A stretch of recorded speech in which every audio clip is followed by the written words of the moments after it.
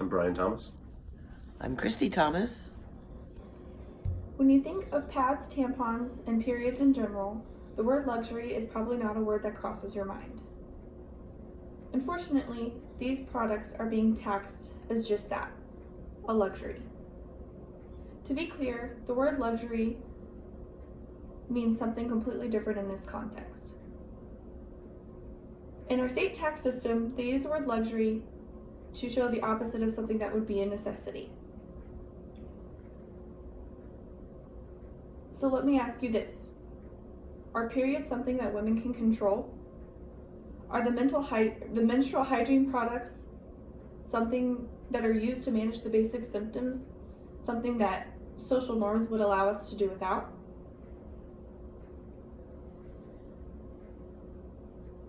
The bottom line is that there are state taxes imposed on necessary products that affect women at least for about a week every month, and these state taxes should be repealed on these items.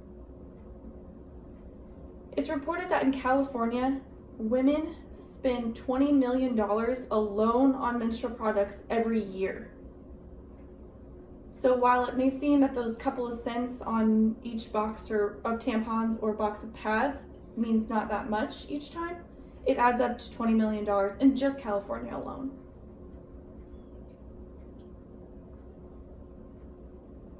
This is ridiculous because, as I've mentioned previously, women have no control over our periods. The only forms of control we have, like birth control, cost extra money to manage our periods. There are several benefits to repealing state taxes on menstrual products, and I'm going to outline some of those benefits for you today and why so many states have already repealed this act and how they too are benefiting from it. The first benefit is equality.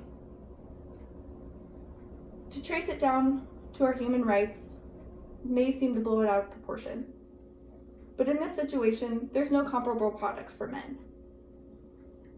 Just because there's no comparable product doesn't mean that they aren't affected by this too. Many men, husbands, boyfriends, fathers, are responsible for purchasing these products for their wives, girlfriends, or daughters. This could affect them too, as being the primary person responsible for buying these products. In order to have a fully equitable and participatory society, we must have laws and policies that ensure menstrual products are safe and affordable and available for those who need them. The ability to access the items affects a person's freedom to work and study, to be healthy, and to participate in daily life with basic dignity. And if access is compromised, whether by poverty or stigma or lack of education and resources, it is in all of our interests to ensure those needs are met. Menstrual equity is still an evolving concept and goal. This is a quote by Crawford in her article about tampon taxes, discrimination, and human rights. She mentions in this quote menstrual equity, also called hygiene equity and period equity. This is basically the principle that these items should be available for everybody, and as well as having education available for everybody about these items. Another benefit is affordability. While repealing the state tax on these products would benefit everybody, it would be necessary for those who are low income. Many of these women are single mothers having to support not only themselves but their children. And like I mentioned before, even though it's just a couple of cents, that truly adds up. Hunter said it best in her paper when she showed the facts about this issue. As a rough estimation, if sales and use tax is currently at 6.85% in Salt Lake City, then a menstruator is paying 50 cents extra for every box of tampons, based on the generic $6 box at Walgreens. And that adds up. The 50 cents adds up. It's like buying a cheap cup of coffee often, and you would rather be spending that money on your children or on your other basic needs than something that you should be getting no taxes on.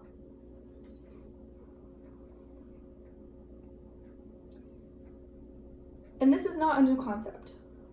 While it's been debated over the past few years more recently, it already has been repealed in several states, not including the states that already don't have sales tax on any item. It's even happening in places like Canada. The whole country came up with a petition and ended that tax on menstrual products.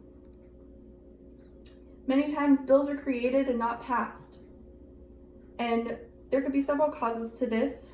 One cause that I think would be a cause is the misnomer. People call it the tampon tax, but as I've mentioned, there's no specific tax on just tampons alone, which can kind of freak people out when they think about it. It's just a state tax on these menstrual products. Kotropia says in her article that in 2017, 15 states introduced legislation targeting the tampon tax. If passed, these states would join 13 other states and the District of Columbia that also do not tax menstrual hygiene products. You might be asking yourself, well, what would happen to this state with the money that they lost from the taxes being paid?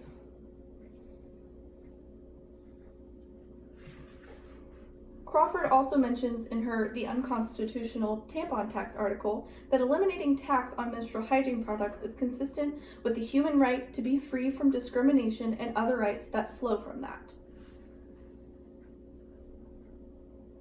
Putting a point on that quote, you could say that you cannot put a price on human rights. Since this issue is mainly at the state level, the time is now to change the state tax on menstrual products.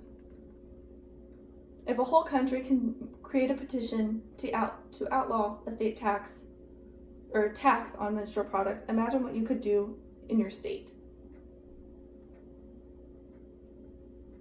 With benefits like equality and affordability, and the fact that it's already happening so recently in many states, what is stopping us from contacting our own city leaders and raising awareness about this state tax on menstruation products?